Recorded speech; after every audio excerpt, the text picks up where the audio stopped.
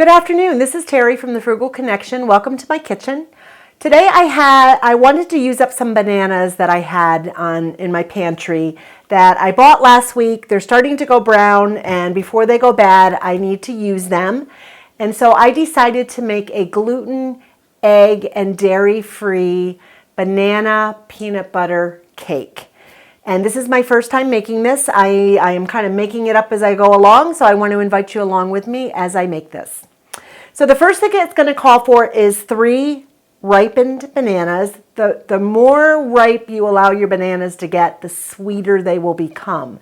Because this recipe does not contain any granulated sugar. I don't eat sugar, or I try not to eat sugar as much as possible.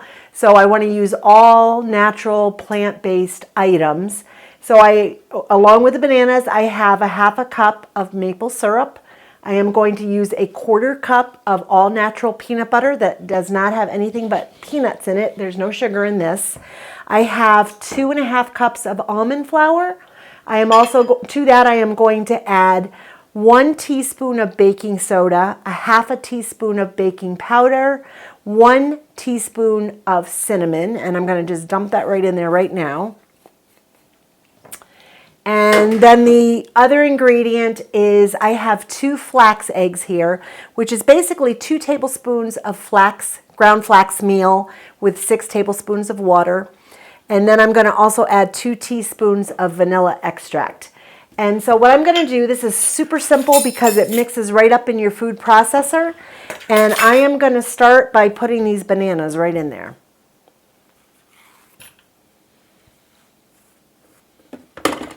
My oven is being preheated to 350 degrees. In fact, actually, I think the timer just went off, or the beeper went off a few minutes ago, letting me know it is preheated.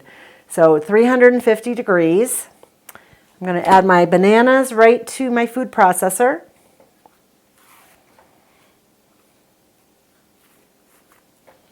Let me get these out of the way.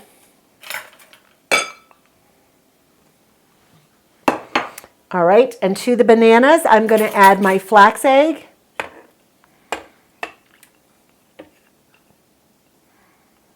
So it's 2 flax eggs. I'm going to add the maple syrup. So basically what you're going to do is you're going to put all your wet ingredients into your food processor. I'm going to add in 2 teaspoons of vanilla extract.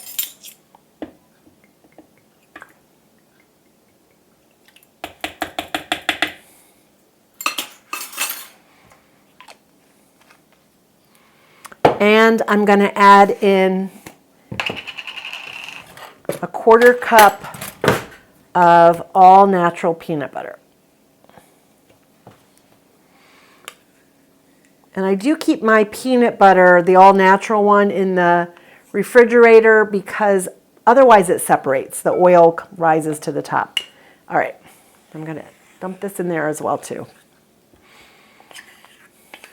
Now this is a gluten-free cake, so I'm not using all-purpose flour because I try as much as possible to, I do eat plant-based whole foods, but as far as sugar and processed foods, and I'm oil-free, I try to avoid those things as much as possible, and so I found some great substitutions for that.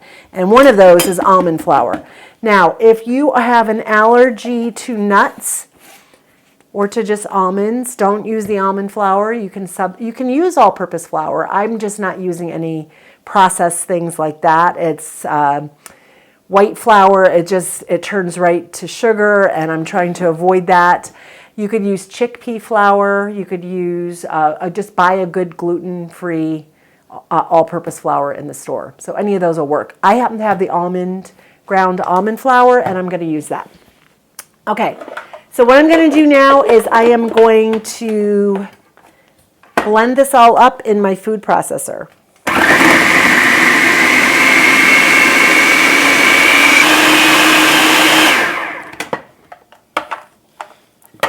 Okay, and now what I'm going to do is I'm just going to add in my dry ingredients I'm going to put it right in the food processor.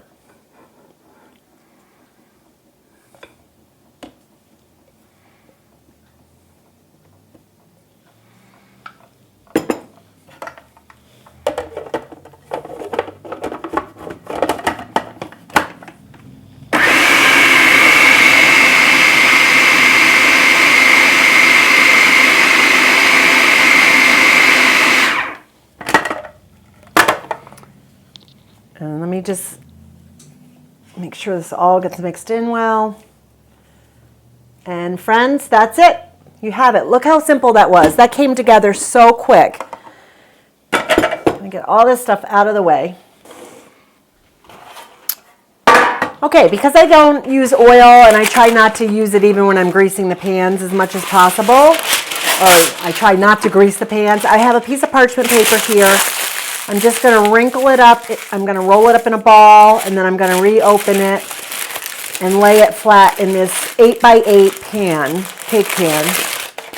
And the reason I do this is just that it makes it kind of stay in the pan better. Otherwise, I'd be fighting with the parchment paper the entire time. Okay, so then I'm just going to pour my batter right in here.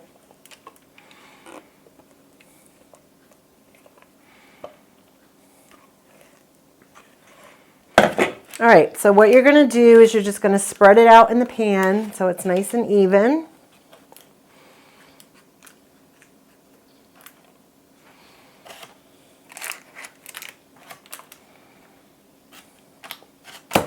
Have it, friends. Very easy. I'm going to throw this in the oven and I'm going to put it in there for 30 minutes. I will check on it, see if it needs a little bit longer time, and I will definitely let you know when I'm all done with this how long it was in the oven. So, okay, friends, here you go. Banana peanut butter snack cake. It turned out beautiful. It smells amazing. The only tip I would do is like let it fully cool before you cut into it. Obviously, because I want to taste test it for the camera, I didn't do that. But oh, it smells great. I ended up keeping it in the oven for 40 minutes. And I think the only thing that I would change with this is only use 2 bananas instead of 3. Because I just think it's probably a little too many bananas in there. But it's still good.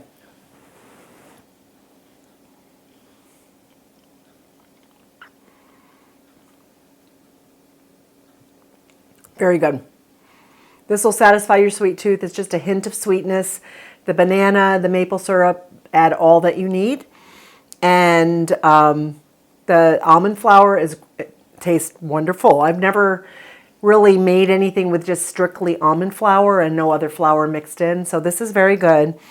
And it's, you know, it's filling without being guilt-ridden because it doesn't have any processed sugar in it, and it doesn't have any all-purpose flour in it.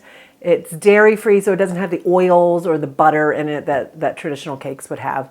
So I hope you give this a try. I will figure out the calories on this, and I will list that when I post the recipe, which will be on my blog, thefrugalconnection.com. That's the website. I will put the link below that will take you directly to the recipe.